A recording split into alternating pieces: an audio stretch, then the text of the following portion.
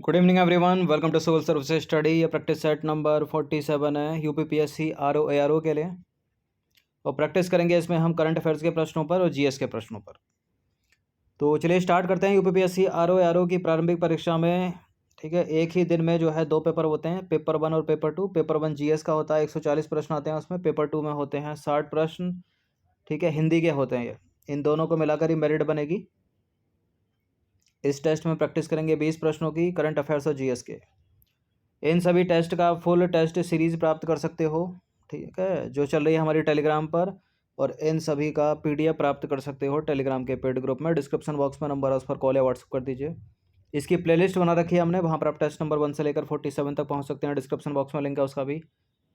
तो पहला प्रश्न करंट अफेयर से रिलेटेड है। भारत एवं अन्य देशों के बीच होने वाले युद्ध अभ्यासों के संदर्भ में निम्नलिखित में से कौन सा जो है, मतलब उनको सुमेलित करना है आपको। यह है युद्ध अभ्यास और यह है देश। कोंकण शक्ति, समुद्र शक्ति, जायरे अल बहर और बोल्ड कुरुक्षेत्र। मिला दीजिए इनको, कौन किससे मिलेगा। देखिए, कोंकण शक्ति जो है वो है भारत और ब्रिटेन के बीच में। समुद्र शक्ति यह है इंडोनेशिया और भारत के बीच में। जायरे अल बहर यह है कतर और भारत के बीच में। और बोल्ड कुरुक्षेत्र सिंगापुर और भारत के बीच में।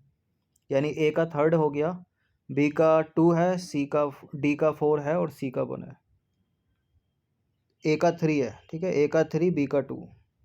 तो एक से एलिमिनेट हो जाएगा ये। ए का 3, बी का 2, सी का 1, ठीक है, और डी का 4। तो ये नंबर है 9560112583। इस पर कॉल या व्हाट्सअप करके आप टेस्ट सीरीज प्राप्त कर सकते हैं, यूपीपीसीएस की भी और आरओ की भी। तो देखिए, बोल्ड कुरुक्षेत्र जो सैन्य अभ्यास है वो सिंगापुर और भारत के बीच संपन्न होता है। जो कोंकण शक्ति है वो भारत और ब्रिटेन के बीच है। जो समुद्र शक्ति है वो भारत और इंडोनेशिया के बीच। जो जायरे अल बहर है वो कतर और भारत के बीच। क्वेश्चन नंबर 2 पर आ जाइए। करंट अफेयर्स का प्रश्न है ये भी। वर्ष 2022 में डिफेंस एक्सपो का 12वां संस्करण निम्नलिखित में से किस राज्य में आयोजित किया जाएगा, यानी आयोजित हुआ नहीं है अभी। जो 11वां है वो आयोजित हो चुका है उत्तर प्रदेश में, ये 12वां है और इसका उत्तर क्या है, गुजरात। तो देखिए, भू आधारित नौसैनिक और होमलैंड सुरक्षा प्रणालियों पर भारत की प्रमुख प्रदर्शनी डिफेंस एक्सपो, शॉर्ट में इसको डेफ एक्सपो ही बोलते हैं, इसका 12वां संस्करण 18 से 22 अक्टूबर 2022 के बीच में गुजरात के गांधीनगर में आयोजित किया जाएगा। ठीक है, डेफ एक्सपो का 11वां संस्करण 2020 में उत्तर प्रदेश की राजधानी लखनऊ में आयोजित किया गया था। डेफ एक्सपो या डिफेंस एक्सपो रक्षा मंत्रालय का एक प्रमुख द्विवार्षिक कार्यक्रम है, जिसमें जल, थल एवं वायु रक्षा प्रणालियों के साथ साथ मातृभूमि रक्षा प्रणालियों का प्रदर्शन जो है किया जाता है। क्वेश्चन नंबर 3 पर आ जाइए। ये ज्योग्राफी का सवाल है। ग्रेट बैरियर रीफ ऑस्ट्रेलिया के किस तटीय भाग में अवस्थित है। यह है ऑस्ट्रेलिया, कई बार बताया है, ठीक है। ये दुनिया की सबसे बड़ी कोरल रीफ है, ये यहाँ पर है, मतलब नॉर्थ ईस्ट में, उत्तर पूर्व में है ऑस्ट्रेलिया के। तो ए है इसका आंसर। तो ग्रेट बैरियर रीफ ऑस्ट्रेलिया के उत्तर पूर्वी तट में 1400 मील यानी 1400 मील तक फैली हुई है। और यह विश्व का सबसे व्यापक और सबसे समृद्ध कोरल रीफ पारिस्थितिक तंत्र है, जो कि 2900 से अधिक भित्तियों और 900 से अधिक द्वीपों से मिलकर बना है। और इसे बाह्य अंतरिक्ष से देखा जा सकता है। यह जीवों द्वारा बनाई गई विश्व की सबसे बड़ी एकल संरचना है। क्वेश्चन नंबर 4 पर आ जाइए। निम्नलिखित में से किसके द्वारा वित्तीय समावेशन सूचकांक जारी किया जाता है। वित्तीय समावेशन सूचकांक जारी किया जाता है आरबीआई के द्वारा, यानी भारतीय रिजर्व बैंक के द्वारा। तो वित्तीय समावेशन सूचकांक की अवधारणा एक व्यापक सूचकांक के रूप में की गई है, जिसमें सरकार और क्षेत्रीय नियामकों के परामर्श से बैंकिंग, बीमा, निवेश, डाक तथा पेंशन क्षेत्र का विवरण शामिल है। और इसे आरबीआई यानी भारतीय रिजर्व बैंक द्वारा वर्ष 2021 में बिना किसी आधार वर्ष के विकसित किया गया था। और प्रत्येक वर्ष जो है जुलाई में इसको प्रकाशित किया जाता है। तो इसका आंसर क्या हो गया, आरबीआई।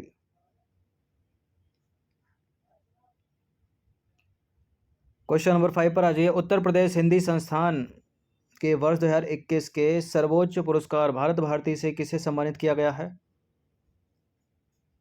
डॉक्टर रामानाथ त्रिपाठी, सी है इसका आंसर। तो 2 अगस्त 2022 को उत्तर प्रदेश हिंदी संस्थान के वर्ष 2021 के सम्मान और पुरस्कार की घोषणा की गई। संस्थान के कार्यकारी अध्यक्ष डॉक्टर सदानंद प्रसाद गुप्त की अध्यक्षता में हुई बैठक में सर्वसम्मति से विद्वानों के नामों का चयन किया गया और संस्थान का जो सर्वोच्च सम्मान है यानी भारत भारती दिल्ली विश्वविद्यालय के हिंदी विभाग के पूर्व प्रोफेसर डॉक्टर रमानाथ त्रिपाठी को दिया गया। भारत भारती सम्मान की बात करें तो इसके तहत दी जाने वाली जो सम्मान राशि है वो है 8 लाख रुपए।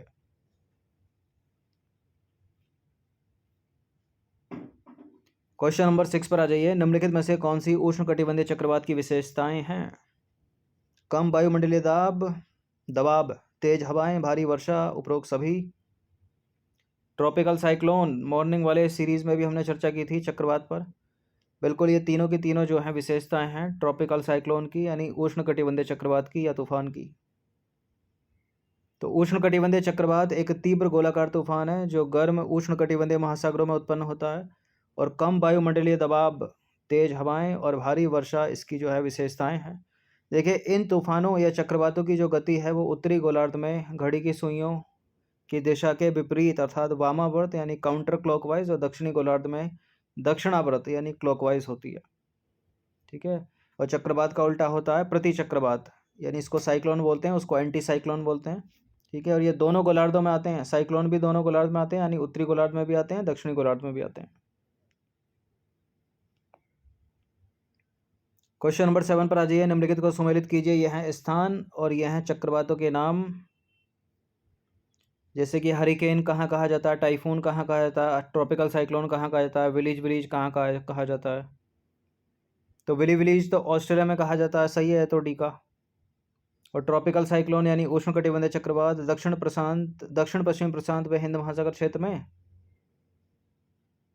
और टाइफून दक्षिण पूर्व एशिया एवं चीन। और हरिकेन हो गया उत्तरी अटलांटिक और पूर्वी प्रशांत क्षेत्र। ये सारे सुमेलित हैं। ठीक है, ऑलरेडी सुमेलित हैं। 1 2 3 4 वाला इसका ऑप्शन सही होगा फिर। तो 1 2 3 4 किस में है? 1 2 3 4 पहला वाला करेक्ट हो जाएगा। ठीक है, 1 2 3 4। तो इस प्रकार के तूफानों या चक्रवातों या साइक्लोन को उत्तरी अटलांटिक एवं पूर्वी प्रशांत क्षेत्र में कहा जाता है हरिकेन तथा दक्षिण पूर्व प्रशांत एवं चीन में टाइफून के नाम से जाना जाता है। दक्षिण पश्चिमी प्रशांत एवं हिंद महासागर क्षेत्र में इनको उष्णकटिबंधीय चक्रवात यानी ट्रॉपिकल साइक्लोन कहा जाता है। और उत्तर पश्चिमी ऑस्ट्रेलिया में इनको विलीज के नाम से जाना जाता है। ये कॉम्पिटिटिव एग्जाम का फेवरेट है, बहुत पूछते हैं इसको मैच करने के लिए।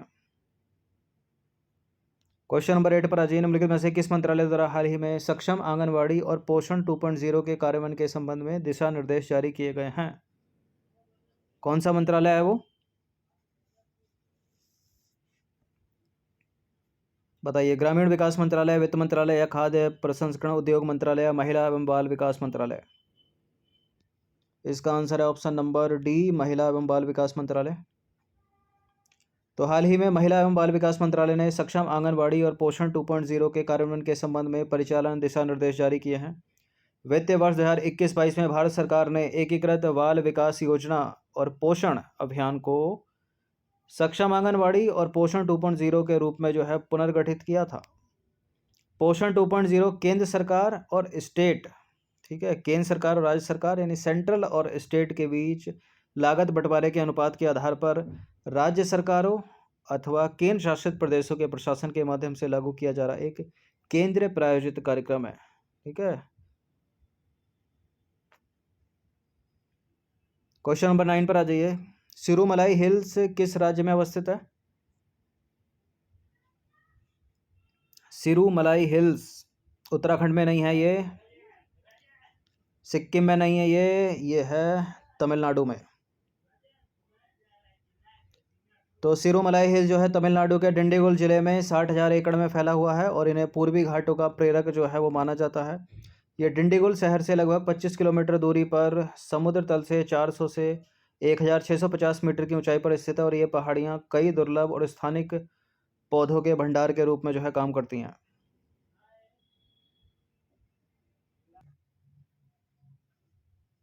चलिए क्वेश्चन नंबर 10 पर आ जाइए। सूची 1 को सूची 2 के साथ सुमेलित करना है। सूची 1 में है राष्ट्रीय उद्यान यानी नेशनल पार्क अभ्यारण्य और इनकी अवस्थिति।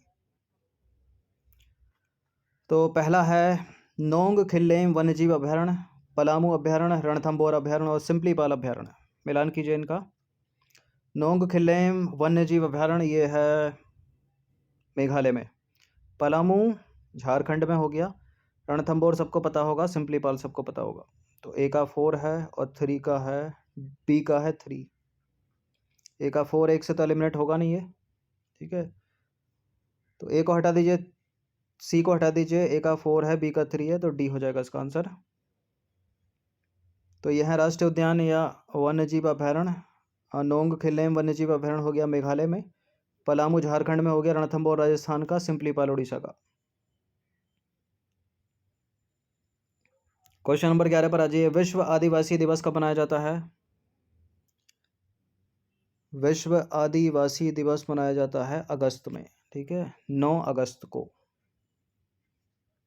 तो विश्व आदिवासी दिवस या विश्व के स्वदेशी लोगों का अंतर्राष्ट्रीय दिवस जो है प्रत्येक वर्ष 9 अगस्त को मनाया जाता है। यह संयुक्त राष्ट्र की घोषणा के अनुसार वर्ष 1994 से प्रत्येक वर्ष मनाया जाता है।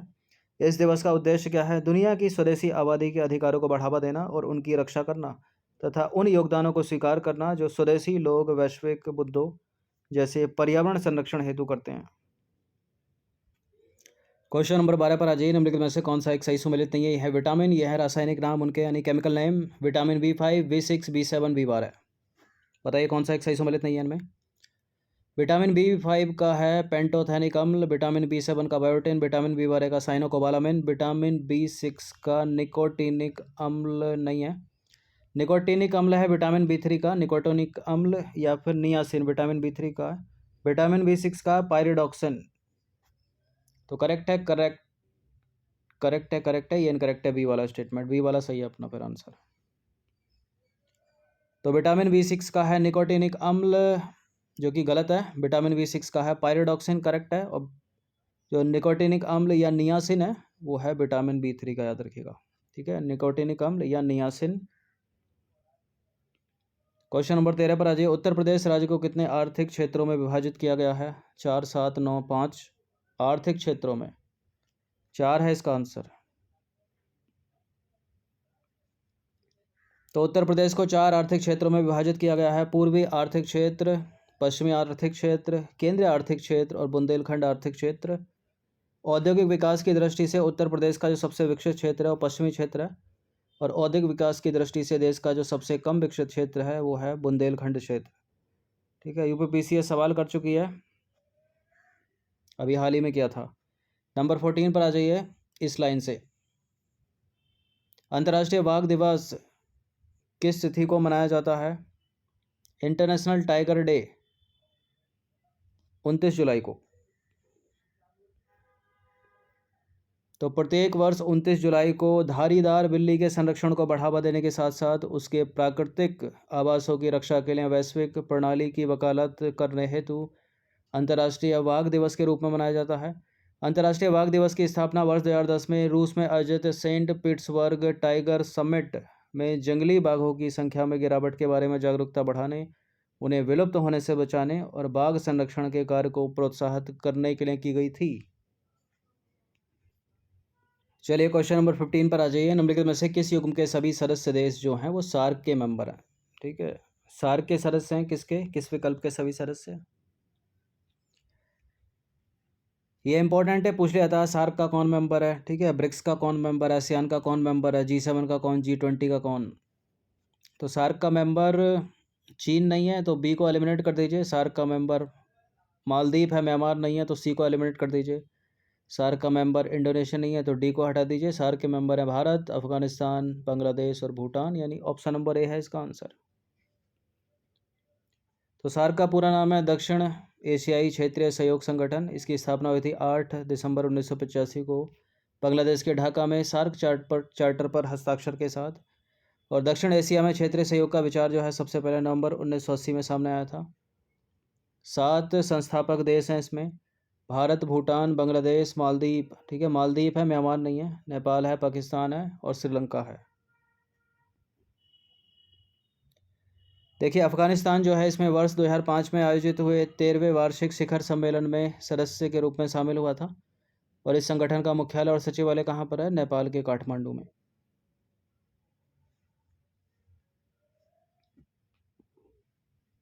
अब आ जाइए क्वेश्चन नंबर 16 पर। निम्नलिखित में से असत्य कथन की पहचान करनी है। केबुल लामजाओ राष्ट्रीय उद्यान मणिपुर राज्य में अवस्थित है। यह दुनिया का एकमात्र तैरता हुआ राष्ट्रीय उद्यान है और लोकटक झील पर स्थित है। केबुल लामजाओ राष्ट्रीय उद्यान मणिपुर के नृत्य करने वाले हिरण संगाई का अंतिम प्राकृतिक आवास है और लोकटक झील भारत के उत्तर पूर्वी क्षेत्र की सबसे बड़ी खारे पानी की झील है और रामसर कन्वेंशन के तहत अंतर्राष्ट्रीय महत्व की आर्द्रभूमि के रूप में नामित किया गया है इसको, लोकटक झील को। देखिए करेक्ट है पहला वाला स्टेटमेंट, मणिपुर सही है, केबुल लामजाओ दूसरा भी सही है, एकमात्र है दुनिया का तैरता हुआ, लोकटक झील पर स्थित है तीसरा भी सही है, संगाई हिरण का जो है अंतिम प्राकृतिक आवास है केबुल लामजाओ राष्ट्रीय उद्यान मणिपुर का, चौथा वाला गलत है क्योंकि लोकटक झील भारत के उत्तर पूर्वी राज्य की सबसे बड़ी मीठे पानी की झील है, खारे पानी की नहीं है, चिल्का है वो, तो डी गलत है। तो केबुल लामजाओ राष्ट्रीय उद्यान मणिपुर राज्य में अवस्थित है, दुनिया का एकमात्र तैरता हुआ राष्ट्रीय उद्यान है और लोकटक झील पर स्थित केबुल लामजाओ राष्ट्रीय उद्यान मणिपुर के नृत्य करने वाले हिरण संगाई का अंतिम प्राकृतिक आवास है और इस राष्ट्रीय उद्यान को स्थानीय रूप से जो है फुमडी का मतलब होता है, मणिपुरी शब्द है फुमडी जिसका अर्थ होता है मिट्टी और वनस्पति की तैरती हुई चटाई। लोकटक झील की बात करें तो भारत के उत्तर पूर्वी क्षेत्र की सबसे बड़ी जो है प्राकृतिक मीठे पानी की झील है ये और इसे 1990 में रामसर कन्वेंशन के तहत अंतर्राष्ट्रीय महत्व की आर्द्रभूमि के रूप में नामित किया गया। तो डी वाला स्टेटमेंट गलत है क्योंकि वहाँ लिखा है खारे पानी की, जबकि ये मीठे पानी की झील है।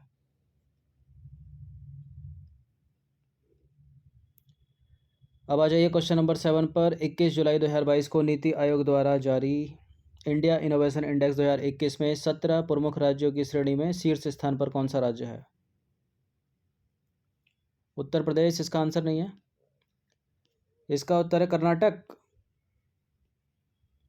तो 21 जुलाई 2022 को नीति आयोग के उपाध्यक्ष सुमन बेरी द्वारा जारी इंडिया इनोवेशन इंडेक्स 2021 में 17 बड़े राज्यों में कर्नाटक को जो है शीर्ष स्थान प्राप्त हुआ है। देखिए नीति आयोग के तीसरे इंडिया इनोवेशन इंडेक्स में राज्य और केंद्र शासित प्रदेशों को उनके प्रदर्शन की प्रभावी तुलना करने के लिए 17 प्रमुख राज्यों, 10 पूर्वोत्तर और पहाड़ी राज्यों तथा 9 केंद्र शासित प्रदेशों में शहर राज्यों की श्रेणी में वर्गीकृत किया गया था।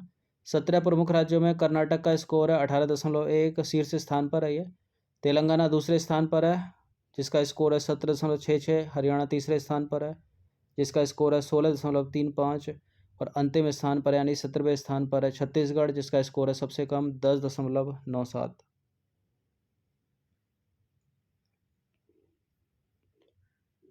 अब आ जाइए क्वेश्चन नंबर 18 पर। हाल ही में इलेक्ट्रिक वाहनों के लिए बैटरी स्वैपिंग नीति का मसौदा निम्नलिखित में से किसके द्वारा जारी किया गया?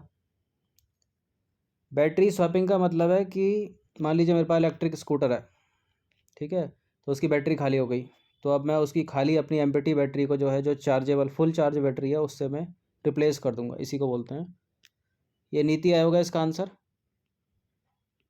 तो हाल ही में नीति आयोग ने देश के इलेक्ट्रिक वाहनों के लिए बैटरी स्वैपिंग नीति का मसौदा जारी किया और नीति का उद्देश्य क्या है? इलेक्ट्रिक स्कूटर और तिपहिया इलेक्ट्रिक रिक्शा के लिए बैटरी स्वैपिंग इकोसिस्टम की दक्षता में सुधार करना ताकि इलेक्ट्रिक वाहनों को अपनाया जा सके।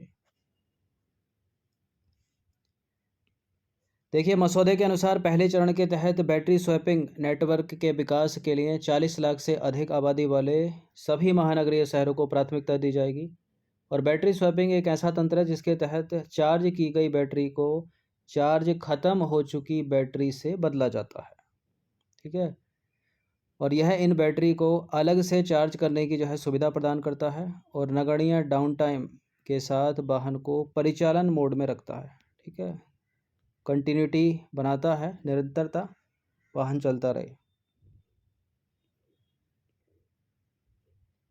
क्वेश्चन नंबर 19 पर अजय सूची 1 को सूची 2 के साथ सम्मिलित कीजिए। सूची 1 सूची 2 यह है हिस्ट्री का प्रश्न।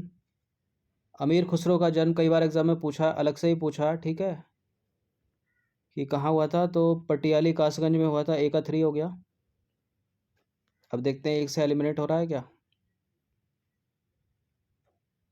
बिल्कुल आप इस तरह से चेक कर सकते हैं कि एक से भी एलिमिनेट हो जाते हैं, तो बी हो गया इसका आंसर, यानी अमीर खुसरो का जन्म हो गया कासगंज के पटियाली में और उत्तर प्रदेश में कलिंजर का किला कहाँ पर है? बांदा में। और श्रृंगी ऋषि मंदिर कहाँ पर है? श्रृंगीरा सरंगी रामपुर फर्रुखाबाद में और निजामुद्दीन औलिया का जन्म हुआ था बदायूं में। तो इस तरह से ये बी वाला स्टेटमेंट करेक्ट हो गया। तो अमीर खुसरो का जन्म कई बार एग्जाम में पूछा हुआ। कासगंज पटियाली उत्तर प्रदेश में, कालिंजर का किला है बांदा में, ठीक है। सरंगी ऋषि मंदिर है सरंगी रामपुर फर्रुखाबाद में, और निजामुद्दीन औलिया का जन्म हुआ था बदायूं में। 20वां प्रश्न अंतिम प्रश्न है, यह है जनरल साइंस का प्रश्न, कथन कारण वाला सवाल है। इस तरह के 2 3 4 प्रश्न पूछ ले जाते हैं एग्जाम में। और कथन क्या है? कथन ये कहता है कि आयरन की कमी से एनीमिया हो सकता है, और कारण आर क्या कहता है? श्वेत रक्त कोशिकाएं आपके ऊतकों तक उतनी ऑक्सीजन नहीं ले जा सकेंगी। देखिए यहाँ WBC की बात करा, जबकि RBC सही होना चाहिए दूसरे वाले स्टेटमेंट में। ठीक है, RBC होता तो करेक्ट हो जाता। आयरन की कमी से एनीमिया हो सकता है क्योंकि, कैसे? क्योंकि श्वेत रक्त नहीं, बल्कि WBC नहीं, श्वेत रक्त नहीं, ठीक है, बल्कि RBC को बोलेंगे लाल रक्त। श्वेत मतलब सफ़ेद होता है, लाल मतलब रेड, ठीक है। रेड ब्लड कॉर्पसल्स, ये है वाइट ब्लड कॉर्पसल्स, जबकि गलत है। तो ये होना चाहिए यहाँ पर लाल रक्त कोशिकाएं आपके ऊतकों तक उतनी ऑक्सीजन नहीं ले जा सकेंगी, इसलिए एनीमिया हो जाएगा। तो ये करेक्ट है, ये गलत है। तो अब जो ये वाला स्टेटमेंट है कि व्याख्या करता है नहीं करता है, इनको हटा दीजिए, यानी आंसर इन दोनों में से होगा। तो कथन ए सही है और कारण आर गलत है, सी हो जाएगा।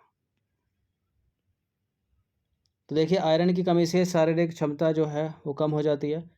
आयरन की कमी से एनीमिया हो सकता है, इसका मतलब है कि लाल रक्त कोशिकाएं यानी RBC ना कि WBC आपके ऊतकों तक उतनी ऑक्सीजन नहीं ले जा सकेंगी।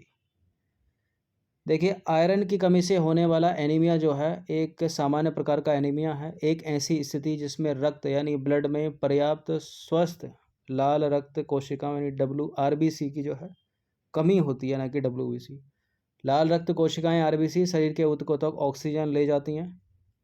जैसा कि नाम से ही स्पष्ट है कि आयरन की कमी से होने वाला एनीमिया अपर्याप्त आयरन के कारण होता है। तो 20 प्रश्न थे, इनकी प्रैक्टिस एक बार कर लीजिएगा। इन सभी टेस्ट का आप PDF प्राप्त कर सकते हो पेड टेलीग्राम ग्रुप से, ठीक है। और फुल सीरीज़ प्राप्त कर सकते हो RO की डिस्क्रिप्शन बॉक्स में नंबर है, उस पर कॉल या व्हाट्सअप कर दीजिए। धन्यवाद।